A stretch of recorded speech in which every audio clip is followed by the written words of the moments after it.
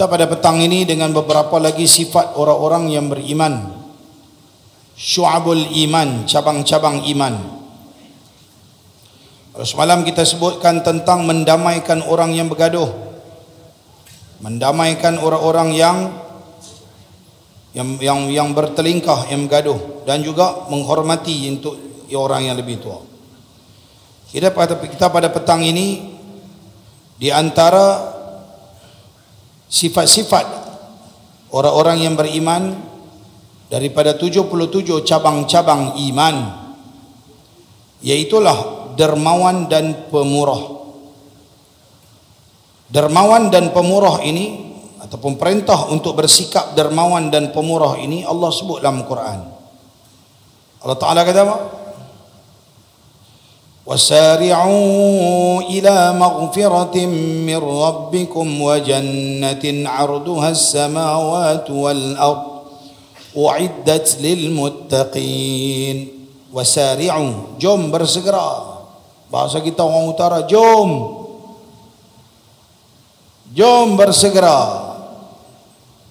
Ila maghfiratin, daripada pengampunan, mir rabbikum, daripada Tuhan kamu, wa jannatin, dan ganjaran dia juga adalah bersegera untuk buat benda baik ni, dia ganjarannya adalah syurga, yang mana syurga luas dia langit dan bumi besar. Uiddat lil muttaqin, disediakan bagi orang yang bertakwa. Tak abang pun dia kata wasari'u ila maghfirah, jom kita bersegera buat benda-benda yang boleh menyebabkan dapat pengampunan Allah. Baik, apa dia benda yang boleh dapat pengampunan Allah? Apa dia benda yang boleh menjamin terwujudnya ataupun menambahkan iman? Ayat yang berikutnya, surah Ali Imran ayat 133 134. Alladzina yunfiquna fis sarra'i wad-dharra'i wal kadhimina al-ghayz wal 'afina 'anil nas wallahu yuhibbul muhsinin. Alladzina yunfiquna fis sarra'i wad-dharra', orang-orang yang infak. Yunfiquna, orang-orang yang infak, fis sarra', ketika mana alladzina yunfiquna fis sarra'i wad-dharra', orang yang infak ketika mana dia senang ataupun ketika mana dia sempit. Dia senang, dia susah. Ketika mana dia ada keluasan, dia ada rezeki lebih, dia infak. Dan dalam masa yang sama, dia juga di waktu-waktu yang lain, dia pula infak ketika mana dia susah. Susah cara susah, sikit cara sikit. Saya dah baca hadis dan dah cerita hari itu di kuliah pagi, bagaimana ada seorang makcik dalam saya punya kelas online tu. Makcik tu dia sedih. Dia kata makcik ni dah lah umur dia memang tua, dia 72. Dia suri rumah daripada kahwin sampai ke sekarang. Sekarang pun duk masuk juga kelas pagi-pagi. Ya, kita punya online percuma pagi-pagi. Dia masuk. Makcik ni kata, ustaz, bila ustaz iklan nak buat benda-benda baik, makcik seronok tengok mereka boleh masuk ramai. Baru ni saya iklan, saya nak buat boring ayak 18,000, dia ni 2,000, dia ni 3,000, dia ni 500, dia ni 300-400, dia ni. Saya setengah jam buka full berebut nak ambil kelebihan ayak yang saya cerita pagi tadi. Orang yang infak kelebihan air, pahala besar. Bila saya buat, dia pun dia sedih, dia dapat bagi RM50. Lepas tu dia mesej saya personal. Dia kata, ustaz, makcik sedih ni. Kata, siapa makcik? Dia kata, makcik orang lain semua boleh bagi banyak, dalam ramai-ramai makcik seorang yang bagi sikit RM50. Kadang-kadang bila ustaz buat apa-apa, makcik bagi RM50, lepas tu makcik nak dapat pula duit lambat, sebab makcik suri rumah, lama-lama duk jimat-jimat duit sikit. Dia ada suami juga, tapi yalah, semua suami beli, dia nak buat apa kan. Cuma kadang-kadang ada duit-duit belen tu belen ni, kumpul, dia kata dan dia pun tak ada keperluan lain nak beli kecuali nak sedekah macam ni lah. Tapi dia tak ada duit, dia kata dia tak pernah kerja, tak ada duit simpanan. Cuma bila ustaz iklan macam ni, makcik rasa sedih. Orang lain boleh bagi banyak, makcik tak boleh bagi banyak. Allah sayang ni ustaz. Saya kata kat dia, makcik, saya teringat hadis yang saya bacakan di sini dalam kitab La Tahqiran ni. Tapi kita baca dulu, tuan sudah baca. Dulu kita baca sekali khatam dah. Saya teringat hadis ni, Nabi kata orang yang infak 100,000 dirham sama dengan orang yang infak 1 dirham. Tajuk dia tu. Lah hadis tu tajuk dia sama. Tajuk tu. Baca hadis tu panjang, Nabi kata orang yang ada duit berlambak dia bagi 100,000. Baru berapa persen dia daripada harta dia. Kita kira itu daripada 40 juta, 1% tak sampai. Mau 4 kali buat lagu tu baru dapat 1%. Suku lah. Jadi kalau 40 juta dengan suku persen, bukan suku persen lah. Macam mana kata? 0.025. Tu dia. Sikit sangat. 1% pun sampai. Kan? Berbeza dengan satu orang, duit dalam poket ada RM2 lah. Kan banyak pun. Bila orang minta derma, bos RM1, tinggal lagi RM1. Abang nak buka besar. Dia bagi minyak lah. 50%. Tuhan bukan tengok tangan bagi minyak mana, dapat juga pahala. Tuhan tengok nombor 1 nilaian dia, berapa banyak hang keluar bagi diri hang. Maksudnya berapa persen? Taklah kalau dia guna duit RM2 munasabah, RM2 lain kali ya derma, pergi beli makanan dulu. Dia buka besar. Tak. Dia ambil RM1 bagi, RM1 lagi dia makan RM1. Maknanya dia telah infakkan 50%. Mana nak dapat manusia beri infak lagu tu tuan-tuan. Orang mesti pick up kepentingan perut dia sendiri. Makcik ni tak apalah, dia pun bukan ada duit, dia ada minyak tu ya. Dia nak tunggu pula lagi, mau lagi 2-3 minggu, sebulan ke apa. Adalah pula kot tak mana belen-belen, duit belen-belen, duit apa-apa, dapatlah pula kot 20-30 ringgit, 50 ringgit. Kadang-kadang kerap juga saya iklan. Dia kata bila ustaz kerap, saya ingat nak bagi kerap. Tak boleh ustaz, kalau makcik bagi ni habis dah. Makcik tak boleh bagi dah. Bila lah pula lambat. So, saya kata makcik bagi RM50 sebenarnya lagi besar pada orang-orang lain bagi. Maksudnya apa? Mereka duit berlambak tapi mereka bagi sikit daripada harta mereka. Makcik duit tak ada, makcik bukan bagi 50%, makcik bagi 100%. Makcik punya ganjaran lebih kurang macam Abu Bakar Siddiq punya ganjaran. Bagi semangat balik dia. Bukan takat motivasi semangat, tak. Hukum kata macam tu. Fadilah dia besar. Ini nak abang kata antara sifat orang yang beriman. Ya Tuhan kata apa? Alladzina yunfiquna fis sarra'i wad dharra. Ketika susah senang dan susah. Nah, orang tu akan infak juga. Wal kadhiminal ghaidh. Ini pun satu sifat orang yang beriman. Dia boleh menahan marah. Wal kadhimin, orang yang menahan marah. Kan?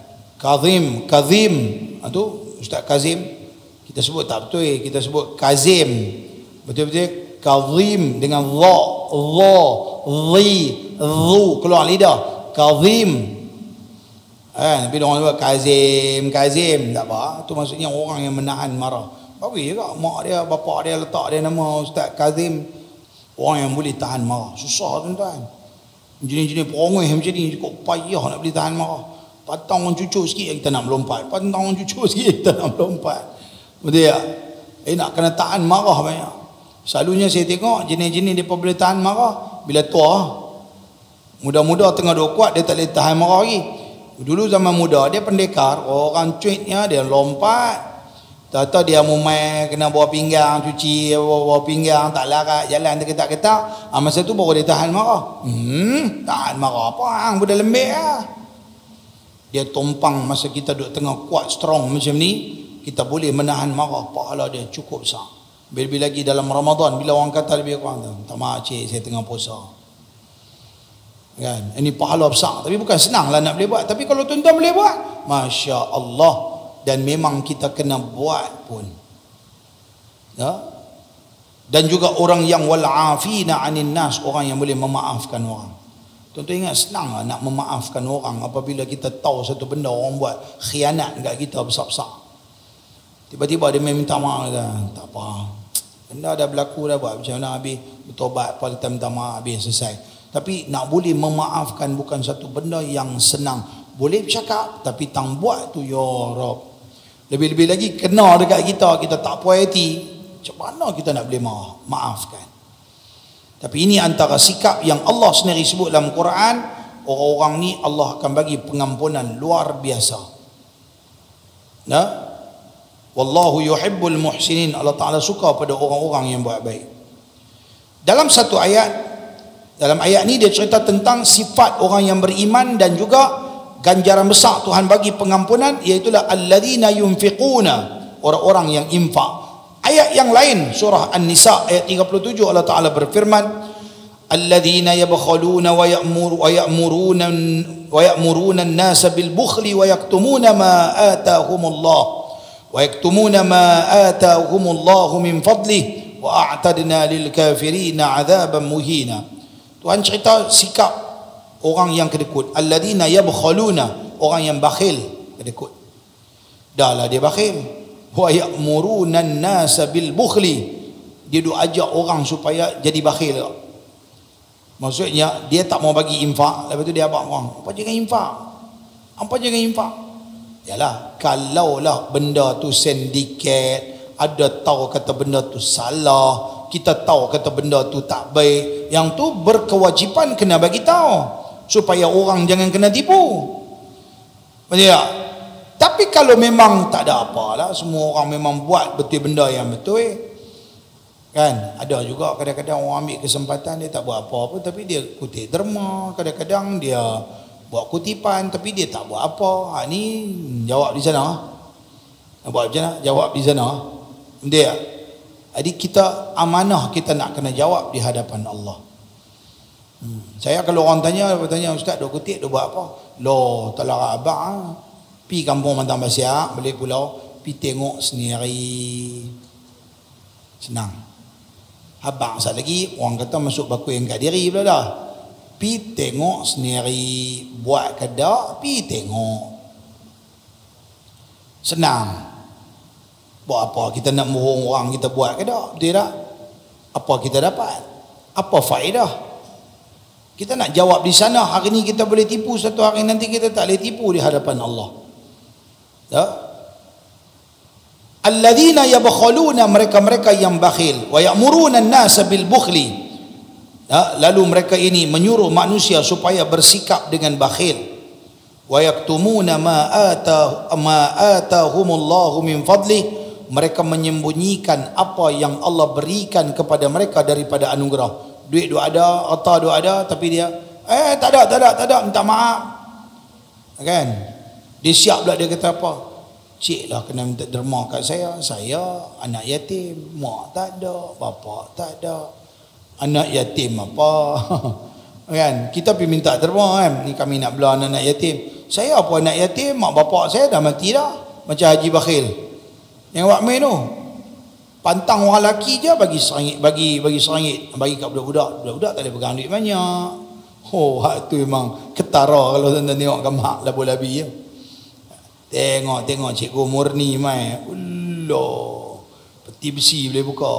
Seketui cikgu murni mana pasal.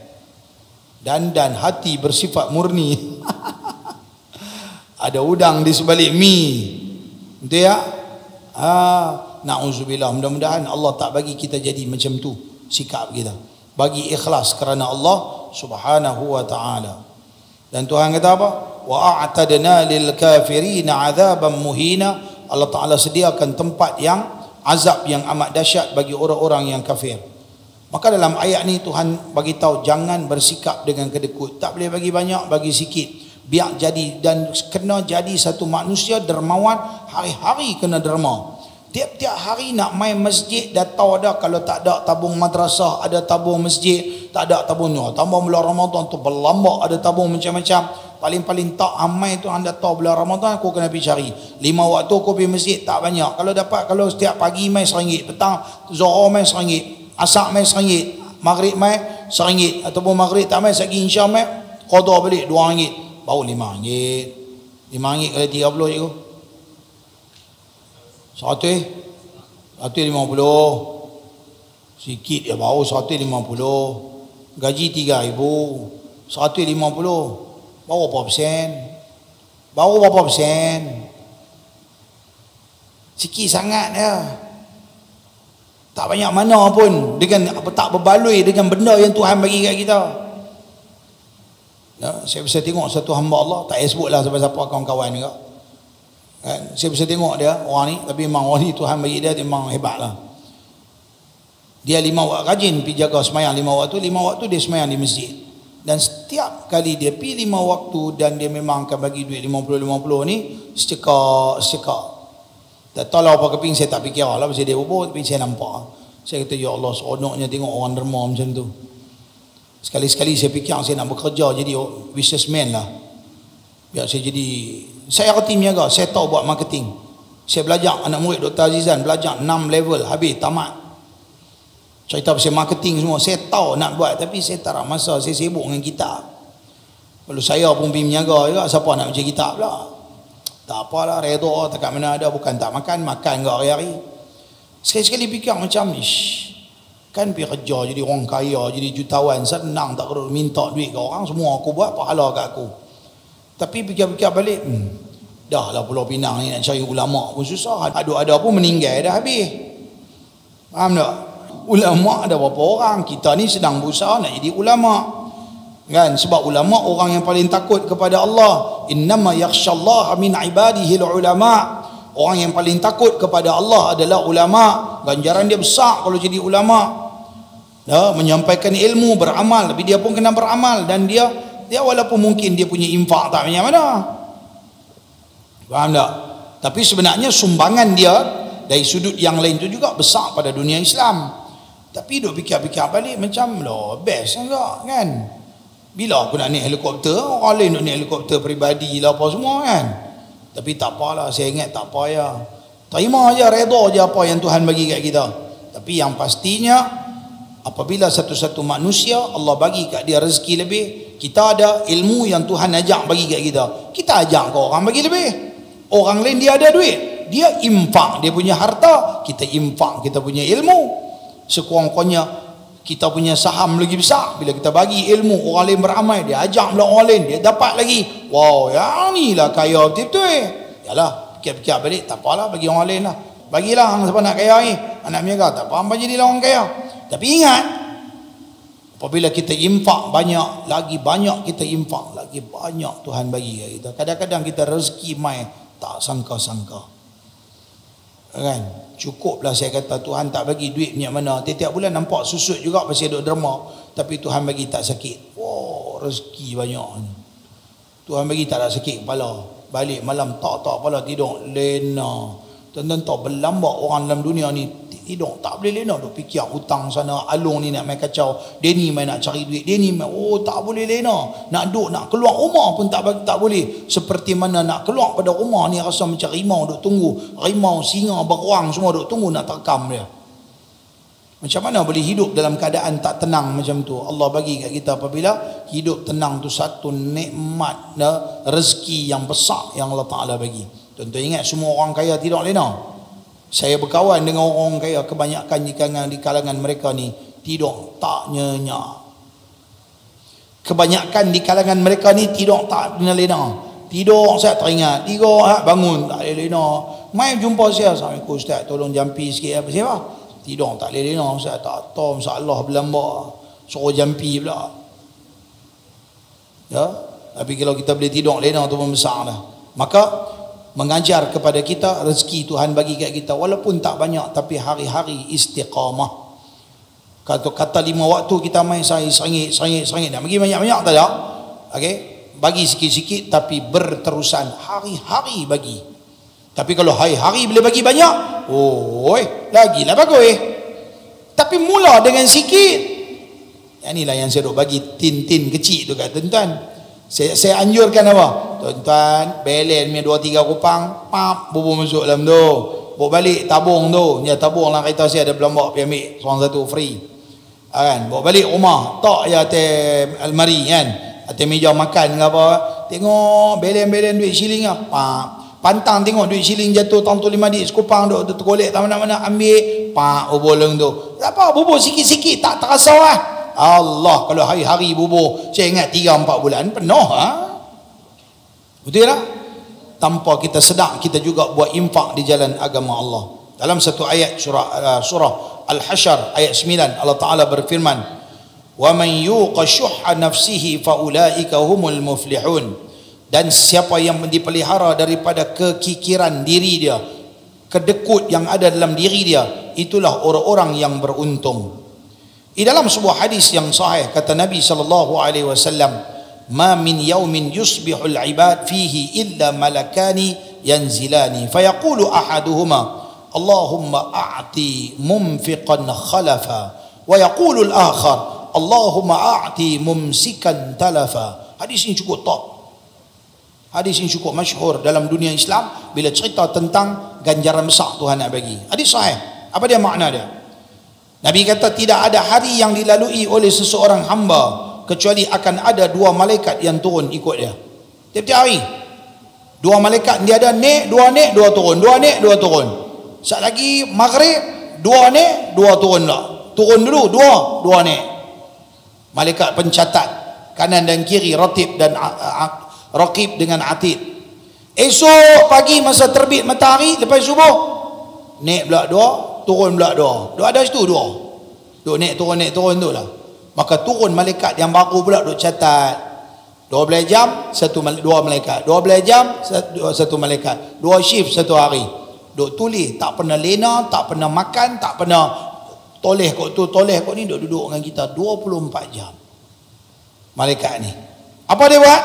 Salah satu daripada mereka mengatakan, ya Allah, berilah ganti kepada orang yang bersedekah. Ganti balik, ya Allah, tolong dia bila sedekah, ya Allah, tolong, ya Allah, bagi kat dia, ganti balik, ya Allah, dia dah bagi dah duit dia, ya Allah, ganti balik kat dia. Satu lagi akan berdoa, ya Allah, berikanlah orang yang enggan bersedekah supaya bankrupt harta dia, ya Allah. Malaikat tolong doa pula. Jam kering. Malaikat dah tolong doa. Bila kita bagi, bila kita kedekut, ya Allah, bagi dia ni bankrupt, ya Allah. Allahu Akbar. Gamaknya kita, orang duk bankrupt ni pasal itu. Gamak mana? Betul tak? Kena doa malaikat tu. Ish, takut kan? Jadi bila kita ada rezeki, kita bagi. Malaikat kata apa? Ya Allah, tambahlah lagi kat dia, ya Allah. Malaikat ada doa ni, doa malaikat Tuhan dengar lah, pasal dia tak pernah buat dosa. Allahumma a'ti mumfiqan khalafa. Ya Allah, ganti balik kat orang yang infak ni, ya Allah. Mai satu lagi malaikat kata apa? Allahumma a'ti mumsikan talafa. Ya Allah, dia ni kedekut, ya Allah. Ya Allah, bagi dia bankrupt, ya Allah. Allah, takut ya. Sedang tak sedang, kadang-kadang duit duk kumpul, tetap habis tak mana-mana yang tak berkenaan. Tu semua duk kena doa malaikat tu.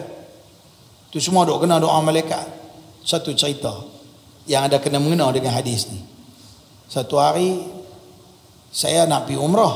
Saya duk iklan kat orang ramai, jom tuan-tuan kita pergi umrah, ikut saya, main saya nak bawa. Okey. Tiba-tiba ada satu mami ni, Zimbabwe punya mami. Mami ni sudah nak pergi lah. Jumpa telefon apa semua. Okey ustaz, mami nak pergi umrah lah apa semua. Okey lah. Panjanglah lagi masa tu, ada lah nak pergi bulan 12. Dalam bulan lepas-lepas raya ni saya duk mula iklan, duk mula kutip. Dalam bulan 7 tu saya duk iklan, 6, 7. Bulan 8, bulan 9 saya duk mula kutip dah. Dia paling last kali adalah sebulan sebelum bertolak. Ada bulan 9 tu saya duk mula kutip, kira bulan 10 tutup, bulan 12 kita dah nak pergi lah. Ambil awal sikit. Mai bulan 10 mami ni pula kata, dia kata mai bulan 9 10 duk kutip. Oh ustaz, mami tak jadilah. Tidak bagi nama, semua siap isi borang semua, tinggal fulus yang nak bagi. Tak bagi. Saya kata awak mami tak jadi kot ustaz. Mami ingat bulan 12 ni nak pergi jalan sama anak beranak, pergi tengok cucu dia. Saya kata kat dia, mami, cucu semua tak hilang pergi mana mami.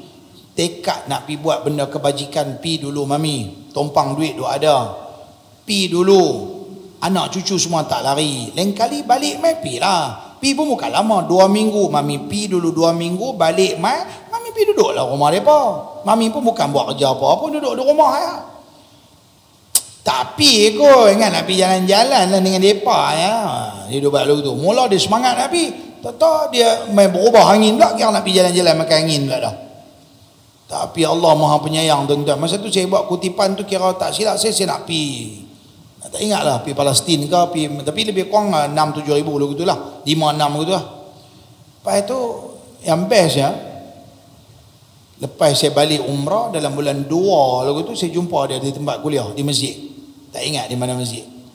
Saya pergi mami ni mai. Assalamualaikum ustaz. Ingat ke mami? Yang itu kata nak pergi umrah tak jadi. Dia buat mukadimah yang tu, pak tu ingat ya. Tu ingat. Mami. Macam mana bagus ya? Pergi dah jalan sama anak beranak semua. Lepas tu dia kata apa? Ustaz nak cerita mai ustaz. Ustaz terbang pi je, mami tu masuk hospital.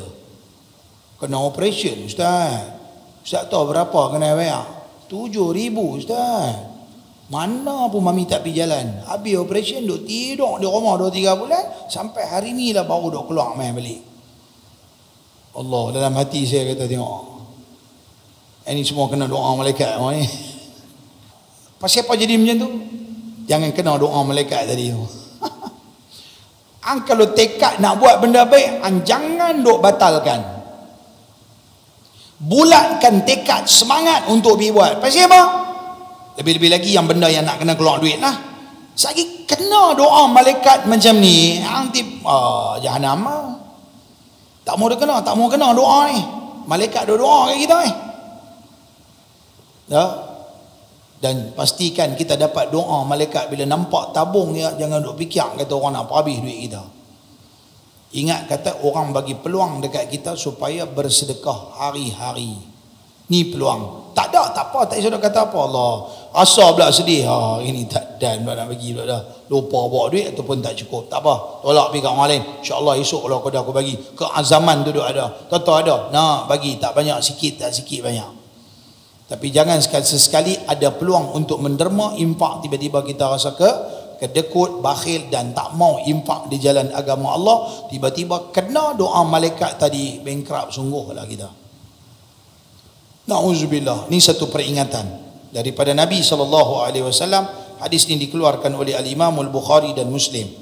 Satu lagi hadis terakhir dalam bab yang sama, Imam Ahmad kata, berkata Imam Ahmad dengan ini semua hadis ayat Quran tadi sebelum tu, dia kata jelaslah bahawa kedermawanan, sikap suka menderma itu merupakan akhlak terpuji dan akhlak yang terbaik.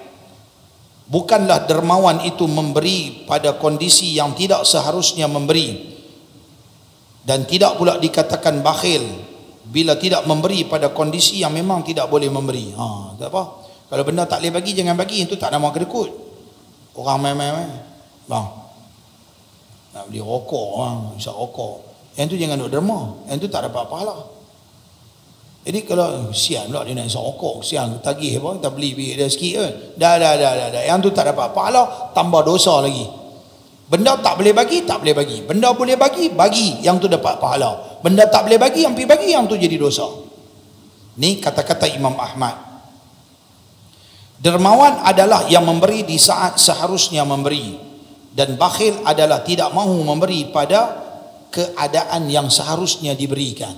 Sampai masa kena bagi, orang duk iklan, orang duk tengah buat, orang tengah memerlukan, tiba-tiba kita tak mau bagi. Kadang-kadang kita pergi bagi pada waktu yang orang tak berhajat. Orang tak berhajat ketika tu dia senang, hampir bagi apa? Bagi kepada orang yang berhajat. Dia iklan, tuan-tuan kita nak buat masjid, tuan-tuan, masjid kita tak cukup lagi, kita memerlukan sumbangan. Maknanya dia sedang berhajat pada ketika tu. Bagi pada ketika tu, pahala dia cukup besar. Betul tak? Orang main minta, Alibaba suruh bini dia pergi minta apa? Cupak gandum. Ketika tu dia main minta, dia memang tak ada apa di rumah, nak minta kedarah apa pun tak ada, nak makan apa pun tak ada. Dia minta sungguh-sungguh. Maka ketika tu kalau bagi, memang pahala cukup besar. Tapi nak buat macam mana? Si Kasim Baba sudah ambil kesempatan. Ali, ambil satu bagi dua. Tidak. Ali Baba. Semua yang menghasilkan pahala dan pujian bererti itu adalah kedermawanan. Sedangkan yang sepantasnya dikecam ataupun mendatangkan hukuman, maka itulah nama dia bakhil. benda yang tak sepatutnya kita bawa keluar, benda tu akan mendatangkan mudarat, benda tu dikira sebagai benda yang mengundang kemurkaan Allah dan sebagainya, maka bagi benda-benda lagu tu dikira sebagai benda-benda yang dilarang dan tak dikirakan sebagai sedekah. Contohnya pergi ambil barang curi mana-mana, lepas tu sedekah kat orang, ataupun jumpa kat mana-mana orang punya, lepas tu bagi kat orang, dapat pahala tak? Maknanya benda tu salah. Bila benda tu salah, Islam kata benda tu salah, tak boleh, tak dapat pahala.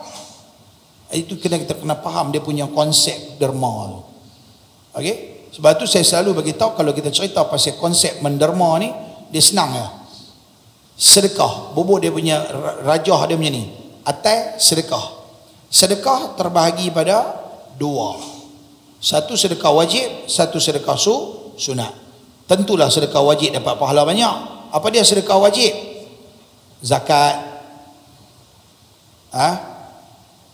kifarat, nazar, ada dam. Orang pergi haji, dam, kena bayar seekor kambing sembelih. Haji kiran dengan haji tamattu'. Lagi mahar, pergi menikah dengan anak orang, hutang kena bayar, wajib. Dengan mas kahwinnya 2,000 kena bayar. Okey, itu kira satu sedekah wajib tu. Okey, ini 5. Ada lagi lah 2-3 benda apa mungkin boleh cari lagi. Itu sedekah wajib. Satu lagi nama dia sedekah sunat. Sedekah sunat terbahagi pada 2. Satu nama dia sedekah sabil. Kita bagi benda boleh habis. Tengok tiap pagi ada orang bagi makan nasi kandak lah, bagi roti lah, bagi buah lah, bagi apa macam-macam. Benda makan sekali makan habis. Bagi apa lagi? Bagi tisu, letak kotak tisu ke apa, orang pakai-pakai ambil lempak buang. Letak plastik orang nak bungkus bubuk kanji apa, habis pakai buang. Lepas tu bubuk sabun orang guna habis. Benda yang boleh habis namanya sedekah sabil, sunnah Nabi juga. Satu lagi nama dia sedekah jariah, sedekah yang duk jalan macam kipas angin ni, tak berhenti. Macam meter duk jalan, pahala duk naik. Siap perempuan Indonesia mana tu telefon saya. Saya ingat dia duduk koni-koni kot. Dia kata, saya nak sedekah wakaf. Saya nak sedekah untuk mak saya yang baru meninggal beberapa hari yang telah lalu. Saya kata, ya, kami sedang buat kutipan untuk pembinaan masjid. Ambil peluang untuk wakaf atas nama mak kita, ada mak dia yang meninggal tu.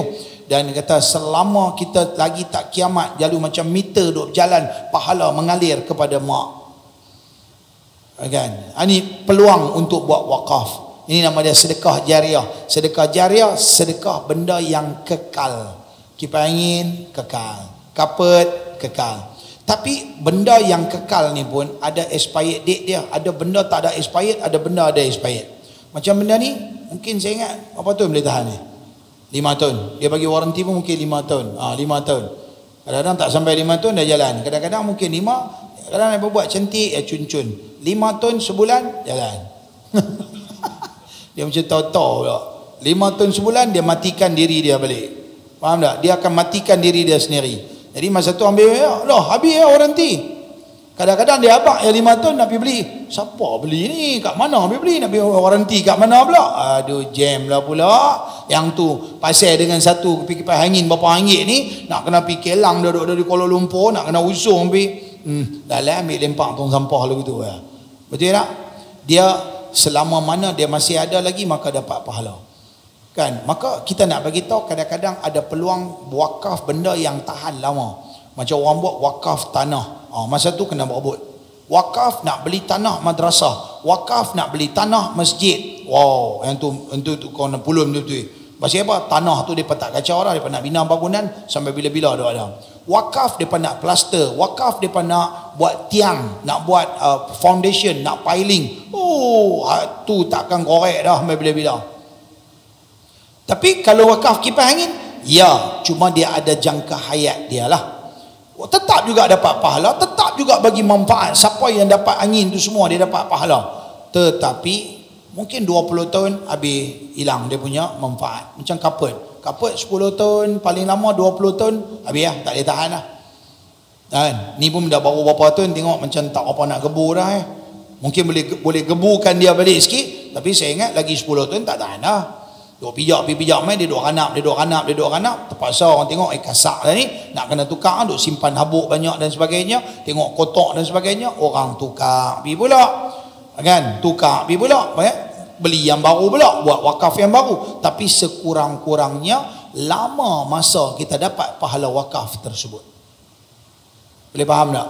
Maka semua ni adalah sunnah. Yang wajib tetap kena bayar. Yang sunat ni, ada sabil, ada sedekah jariah. Dua-dua sunnah Nabi. Bagi makan ke orang pun sunnah, buat wakaf benda yang kekal pun sunnah. Ambil peluang. Saya duk ingat, ya betul, pahala untuk wakaf tu lebih besar. Jangan kira duk pulun wakaf sampai tak mau bagi orang makan. Contohnya, yang ni pun sunnah Nabi juga, buat juga. Tapi dengan tidak dinafikan, pahala wakaf itu lebih besar. Maka berebutlah bila dah nampak gambaran tu lagu tu, ya tengok peluang yang main kat kita, mana peluang main sapu, ligat sikit otak untuk nampak peluang-peluang untuk nak bersedekah. Hari ni satu cukup lah. Hari ni satu cukup, iaitulah orang-orang yang dermawan dan cuba untuk tidak bersikap bakhil. Inilah salah satu daripada sifat orang-orang yang beriman, salah satu daripada 77 cabang-cabang iman. Doa banyak pada Allah, mudah-mudahan Allah bagi kat kita buang sifat kedekut, bakhil ni semua, dan Allah Subhanahu wa taala bagi kat kita sikap dermawan dan nak infak sesuatu pada yang memerlukan ataupun infak di jalan agama Allah berterusan dan menjadi satu amalan harian kita sampai kita dijemput menghadap Allah Subhanahu wa taala. Bismillahirrahmanirrahim. Alhamdulillahirabbil alamin, wassalatu wassalamu ala asyrafil mursalin wa ala alihi wa sahbihi ajma'in. Allahumma zidna ilman nafi'a wa rizqan halalan wasi'an mubarakan fihi wa amalan mutaqabbala. Allahumma 'allimna ma yanfa'una wanfa'na bima 'allamtana wa zidna ilma. Allahumma rabbana atina fid dunya hasanah wa fil akhirati hasanah wa qina adzaban nar. Sallallahu wasallam alaihi walhamdulillahi rabbil alamin.